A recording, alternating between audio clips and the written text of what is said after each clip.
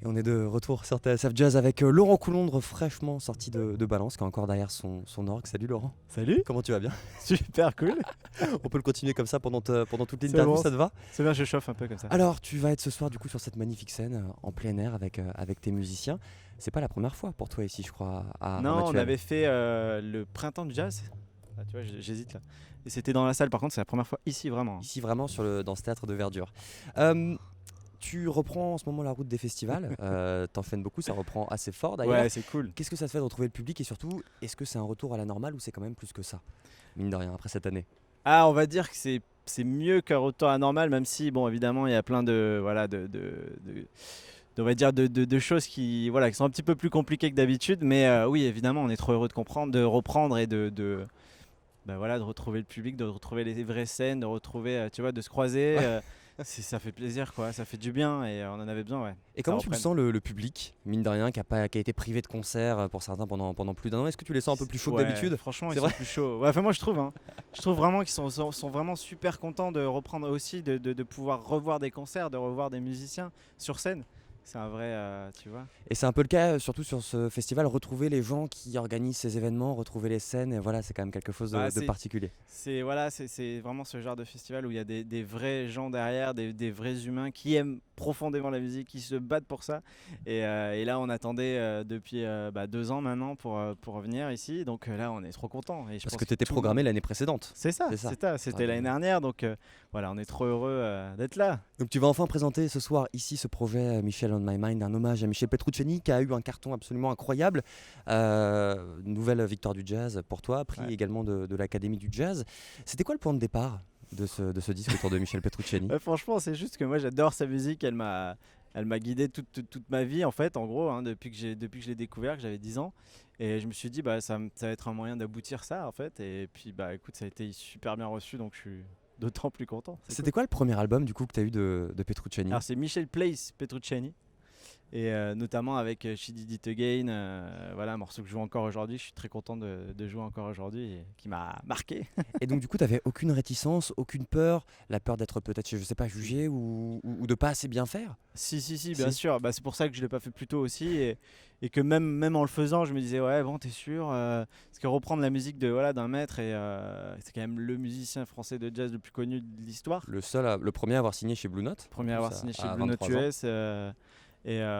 Non, évidemment, j'étais hyper effrayé quand je l'ai fait. Et puis après, je me suis dit, écoute, vas-y, fonce, en fait, fais-le juste avec le cœur. Et puis, bah voilà, il y aura sûrement des critiques, il y aura toujours des critiques, ça c'est bien. Mais au moins, tu l'auras fait avec sincérité. Et puis voilà, bah écoute, ça, je pense que ça s'est ressenti et je suis content. Ça Ça a marche été bien. perçu comme ça. Alexandre Petrucciani, l'un des fils de Michel, a dit interpréter Michel Petrucciani, c'est avant tout peindre des émotions sincères, des couleurs vives. Et j'ai rarement entendu un pianiste capter l'essence de sa musique avec autant de justesse. C'est peut-être le plus beau des compliments. Tu l'as rencontré avant, après l'album, où est-ce que tu Écoute, l'as je l'ai rencontré? rencontré juste avant, et parce que j'avais contacté la famille aussi pour savoir s'ils étaient OK. Puis j'étais très content aussi de pouvoir prendre contact avec la famille quand même. Et ouais, c'est un magnifique compliment. C'est sûr que moi, voilà, ça m'a touché énormément. Et en plus, on est de la même année, de 89, et avec Alexandre. Donc c'est vrai qu'il y a plein de choses qui se lient. Et voilà, je le remercie encore d'ailleurs. Est-ce que tu as pu rencontrer Rachid aussi peut-être? Ouais, Ouais, vraiment. carrément aussi Rachid. Ouais, on a bien trippé aussi. Donc un autre fils de Michel Petrucciani. C'est Euh, voilà, le fils adoptif, mais qui était considéré comme son fils. ça a Ouais. été, ça a été du coup validé à 1000%. Bah, en fait, c'est ça. En plus, comme j'ai eu l'aval de la famille et aussi de la maman d'Alexandre, donc Marie-Laure, et des frères, du père. Et c'est vrai que je me suis dit, bon, bah écoute, c'est cool. Écoute, au Allons-y. moins, au moins c'était fait à sincérité, c'est validé à peu près, en tout cas par la famille. Donc, go, on continue, quoi. Puisqu'on parle de Rachid, c'est également le nom d'une grande composition de Michel Petrucciani. Comment est-ce que tu as réussi à faire ta sélection du coup L'enfer. de morceaux? C'est L'enfer. ça? Il y C'était avait trop des petites dur. pépites, des coups de cœur, des morceaux qui étaient incontournables. Looking Up par exemple, c'est Je ça? pense que c'est ça. En fait, c'est vrai que je me suis quand même posé la question et il y avait plein de tubes comme ça, on pouvait pas. Passer à Franchement, côté. je pouvais pas passer à côté. Enfin, je trouvais que je pouvais pas en fait, et j'étais content de les jouer et les gens sont encore contents de les écouter aujourd'hui. Et ce bonheur, parce que c'est quand même des tubes plein de gens. Et par exemple, on était à Vienne il y a pas longtemps et tu lances l'introduction de September Second. Tout le monde la connaît. Forcément, c'est cool quoi. Tu vois ça. Et je me disais de pas le faire, de pas le jouer du tout.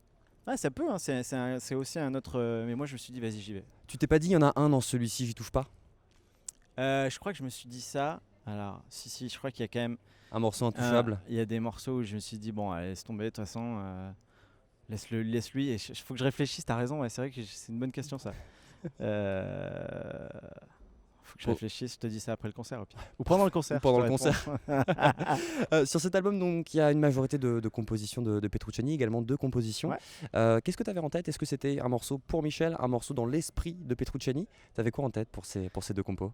C'est un peu les deux. C'est un peu influencé par Pour un peu une manière d'influencer et puis de lui rendre hommage aussi en fait par la composition. Puisque bah, moi j'avais jamais enregistré d'autres choses que mes compositions avant. Et c'était donc très nouveau pour moi de pas jouer mes morceaux entre guillemets, hein, de pas les enregistrer. À mon nom, je veux dire, je l'ai fait avec d'autres musiciens, mais et du coup ouais, c'est un peu les deux. C'est un peu les deux. Ouais. Tu seras sur scène du coup juste ici avec Jérémy Bruyère à la contrebasse, mais aussi à la basse électrique. Dédé Secarelli à la batterie, la légende. Tu seras du coup aussi à l'Orgamon B3, on est installé Ouais. sur ton orgue actuellement. Ça fait du coup petit clin d'œil à la période avec Anthony Jackson et Steve Gadd, et aussi petit clin d'œil à Eddie Lewis. Tu as ça. essayé de brasser large sur toute la carrière de Petrucciani. Ouais, en fait, je voulais pas m'arrêter à une période ou à un trio ou le sextet. Et du coup, je me suis dit, voilà, comme j'adore l'orgue, je joue l'orgue, je me suis dit, bah, on va quand même faire le clin d'œil à Eddie Lewis que j'aime Ouais. beaucoup. Et c'était cool voilà, de jouer les gros lots parce que Michel le jouait aussi alors que c'est un morceau d'Eddie Lewis. Et c'est ça, alors ça s'est fait vraiment à la dernière minute, l'Orgamon de B3, tu étais en train de balancer et quelqu'un est venu te voir, on t'a dit allez on sort le Ouais, B3. parce que c'est vrai que ça arrive que je le fasse vraiment que acoustique.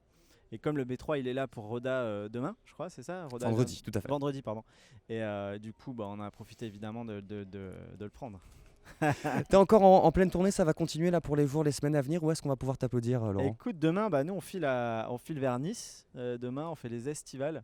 Et donc, on est à Saint-Martin de Vésubie, on est au Quartz Jazz Festival et on est au Cap d'Aille. Et après, on va au tout nouveau festival Couronne d'Or à Strasbourg dimanche.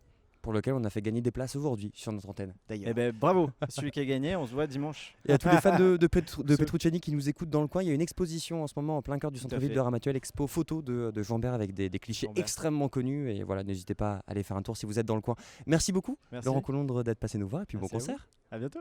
Ciao.